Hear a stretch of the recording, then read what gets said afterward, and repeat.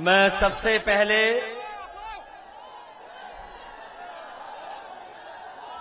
घोसी विधानसभा के हमारे सभी मतदाताओं का बहुत बहुत धन्यवाद और आभार प्रकट करना चाहता हूं।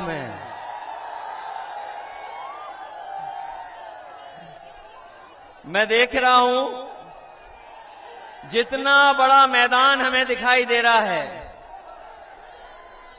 उससे ज्यादा हमें लोग चारों तरफ दिखाई दे रहे हैं।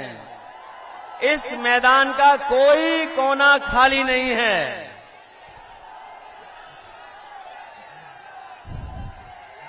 घोसी विधानसभा के मतदाताओं ने मन बना लिया है। जो पलायन करने वाले हैं, जिन्होंने पलायन किया है और लोकतंत्र में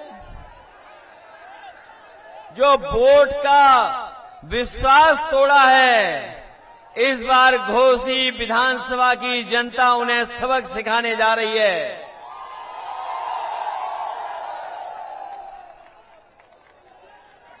इस विधानसभा की कोई अब सुध लेगा।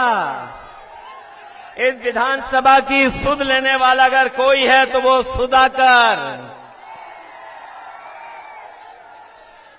सुधाकर सिंह जी। ये आम लोगों के प्रत्याशी हैं, आपके प्रत्याशी हैं, आपके बीच के हैं। ये चट्टी चौराहे पर जहां चाहो वहां रोक लो, ऐसे नेता हैं, आपके बीच के हैं, जिन्होंने मतदाताओं को धोखा दिया था। उनको सबक सिखाने के लिए ये जो जन समर्थन दिखाई दे रहा है, ये बता रहा है कि सुधाकर सिंह इस बार ऐतिहासिक वोटों से जीतने जा रहे हैं। मैं कई दिनों से लगातार घोसी विधानसभा में प्रचार जो हो रहा उसको देख रहा हूं। कोई नेता बीजेपी का जो मंत्री है, शायद कम ही मंत्री बचे होंगे जिन्होंने घोसी में आने का काम नहीं किया हो। घोसी में मंत्री, एक मंत्री, दो मंत्री, तीन, न जाने कितने मंत्री आए हैं। और यहां पर जितने लोग खड़े हैं वो जानते होंगे कि एक मंत्री एक किसान के हाथ को पकड़ करके खेतों में घूम रहे थे। मंत्री जी से ने पूछा कि यहां पर कौन जीतने वाला है? पहले तो ज्यादा वोटों से इस बार जिताओगे, पहले हजारों से जीते थे, इस बार उससे ज्यादा जीतेंगे। जो मंत्री किसान का हाथ पकड़े जा रहे थे, उन्हें लगा कि किसान उनके धोखे में आ जाएगा, उनके जुमलों में फंस जाएगा। लेकिन मैं बधाई देना चाहता हूं उस पत्रकार को, मंत्री जी के जाने के बाद, जिन्होंने हाथ पकड़ करके अपने खेतों में घुमाया था। जब पत्रकार साथी ने पूछा कि कौन जीतेगा यहां से, वो गरीब किसान गांव में रहने वाला हमारा, उसने कहा कि सुधाकर यहां से हजारों वोटों से जीत करके जाने वाले हैं। अब तो हिसाब किताब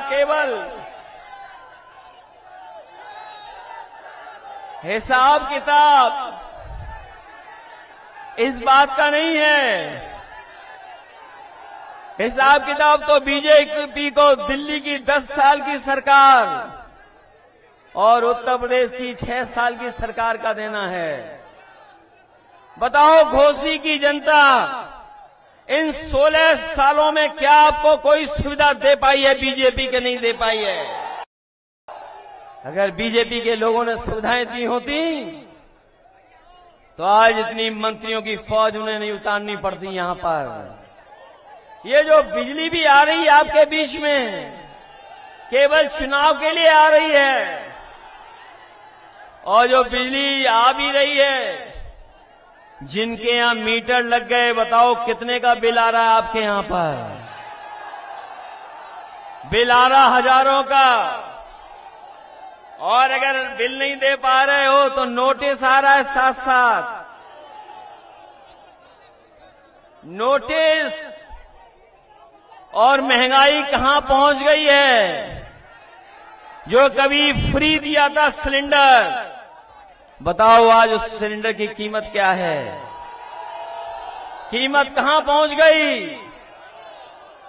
जो आप सामान बाजार से खरीद रहे हैं, बताओ हर सामान महंगा हो गया कि नहीं महंगा है? ये बीजेपी के लोग गरीब की जेब से पैसा निकाल करके अमीरों की तिजोरी भरने का काम कर रहे हैं और जो सुविधाएं गरीबों को मिलनी चाहिए उन सुविधाओं को छीनने का काम कर रहे हैं।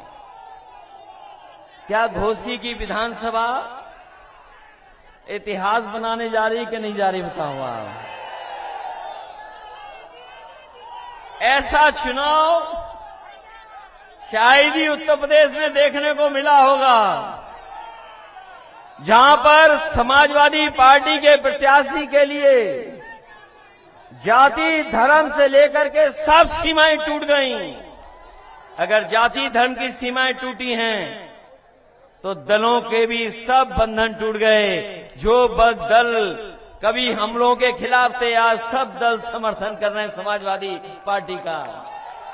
हम उन दलों को बधाई देते हैं कि जो समाजवादी पार्टी के साथ खड़े होकर के समाजवादियों का साथ दे रहे हैं। इसलिए ये घोसी का चुनाव जहां केवल एक विधानसभा का है, लेकिन ये संदेश पूरे देश में देने जा रहा है। पूरे देश को संदेश देगा। बीजेपी कितने भी हथकंडे अपना ले, लेकिन जनता के सामने कोई चीज टिक नहीं सकती है। अगर जनता ने मन बना लिया तो जनता के फैसले को कोई बदल नहीं सकता। इसलिए जहां ये संवैधानिक संस्थाओं को बर्बाद कर रहे हैं, संविधान की धज्जियां उड़ा रहे हैं, लोकतंत्र को खत्म करना चाहते हैं, वहीं जहां पर नौकरी और रोजगार का इंतजाम हो जाना चाहिए, उन नौकरी रोजगार को भी नहीं बढ़ावा दे रहे हैं। क्या आपने नहीं सुना था? प्रदेश के मुख्यमंत्री सदन में कह रहे थे कि हमने 100 में सबको नौकरी दे दी, केवल 4 रोजगार हैं।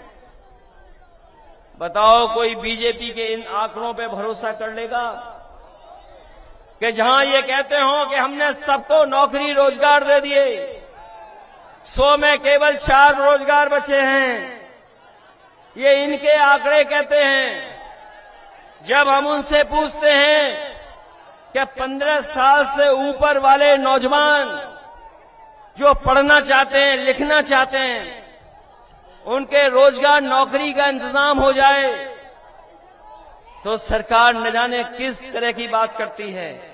आज देश में और दुनिया में सबसे ज्यादा 15 साल से ऊपर वाली आबादी अगर कहीं दिखाई दे रही है तो वो आपके उत्तर प्रदेश में दिखाई दे रही है। जिसकी पढ़ाई की, नौकरी की, रोजगार का इंतजाम क्या होगा, लेकिन ये बीजेपी के लोग उनके भविष्य को अंधकार में डालना चाहते हैं। सुधाकर सिंह जी मामूली वोटों से रह गए थे पिछली बार, वो भी बाई इलेक्शन था, लेकिन ये बाई इलेक्शन अलग तरह का है। सुधाकर सिंह के अलावा और साइकिल के अलावा कुछ दिखाई नहीं दे रहा है। केवल हम लोगों को इतना ध्यान रखना है कि वोट तो है हमारे पास, लेकिन ये वोट पड़ना चाहिए।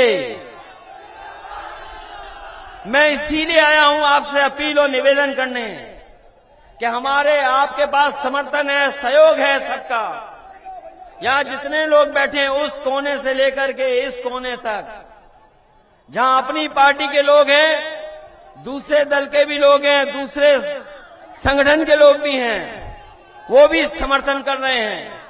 कोई जाति धर्म नहीं बचा जो आज समाजवादी पार्टी और सुधाकर सिंह के साथ खड़ी ना हो। इसलिए केवल आपको अपना वोट बचाना है और वोट डालना है।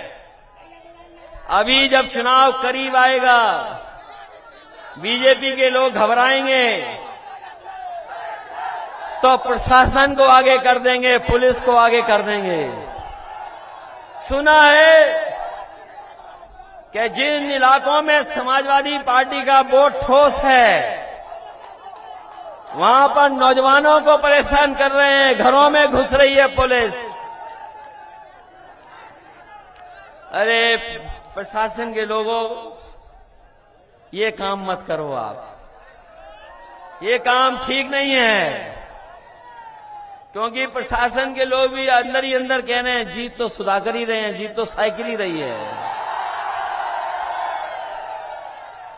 इसलिए किसको खुश करने के लिए आप किसको खुश करना चाहते हो? इसलिए कम से कम हमें उम्मीद है कि प्रशासन निष्पक्ष काम करेगा। और याद रखना हमारे मतदाता भाइयों, नौजवानों, बुजुर्गों, हमें पता है कि मैनपुरी के चुनाव में भी बड़ा प्रशासन कुछ कुछ गणित लगा रहा था। कभी किनकी ड्यूटी लगनी है उसका गणित लगा रहे थे, कभी गणित इस बात का लगा रहे थे कि किसके घर में पुलिस भेजनी है, कभी प्रशासन ये तैयारी करता था कि रात में जाकर के डराएंगे। लेकिन वहां का मतदाता डरा नहीं, उसने कहा आ जाओ, अगर आना है तो आ जाओ, हम पीछे नहीं हटेंगे। और परिणाम ये हुआ कि मैनपुरी से लाखों वोट से हरा करके भेजा। इसलिए घोसी के अपने मतदाताओं, ये घबरा तो नहीं जाओगे? केवल मेरे सामने कह रहे हो कि घबराएंगे नहीं, ऐसा तो नहीं कि 5 तारीख और 5 तारीख से लेकर के 8 तारीख तक आपको पूरी जिम्मेदारी के साथ रखना पड़ेगा। और लोकतंत्र में कोई रास्ता नहीं है, ये वोट ही बदलाव लाता है, वोट ही बदलाव लाएगा। बताओ, ये विरोधी लोग घबराए हुए हैं कि नहीं घबराए हुए हैं? ये मंत्री लोग रुक गए होंगे घरों में, रात में रुके हुए हैं क्या मंत्री लोग? आपको कुछ नहीं करना है, जहां मंत्री घुसे हो चुपचाप वीडियो बना करके भेज देना। अगर मंत्री लोग रुकेंगे तो हम लोग भी रुकेंगे, हमारे नेता भी रुकेंगे। अगर मंत्री रुकेंगे तो हमारे नेता भी रुकेंगे। मंत्री छोड़ जाएंगे जिला तो हम लोग भी चले जाएंगे। इसलिए मैं जान रहा हूं बहुत जोश है यहां पर, बहुत उत्साह है। और ये वो जोश उत्साह ऐसा है कि जो ठंडा नहीं होने वाला है 5 तारीख तक। मैं जानता हूं जितना पसीना आपको आया है उससे ज्यादा हम लोगों को भी आ रहा है।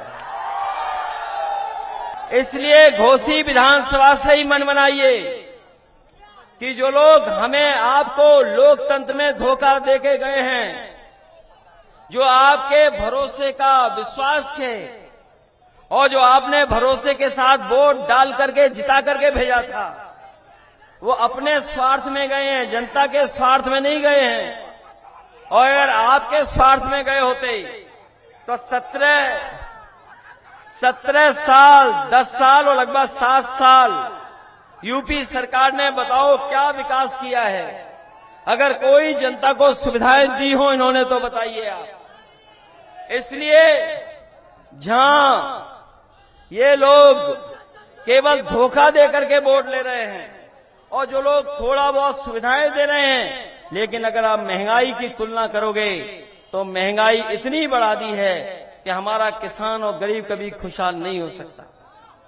इसलिए इन्हीं शब्दों के साथ मैं जनवादी पार्टी के संजय चौहान जी का भी धन्यवाद देता हूं कि उनका भी सहयोग और समर्थन मिला है। तमाम और साथी जिनका मैं नाम नहीं ले पा रहा हूं, मैं उनको भी धन्यवाद देता हूं कि इस लड़ाई में हमारे साथ आए हैं।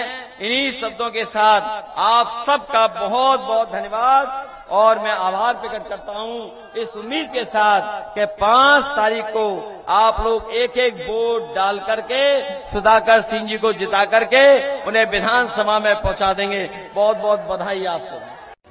करना है अब हमको, हमें कैसा भारत चाहिए, समाजवादी अखिलेश के संग समाज के पथ पर आए।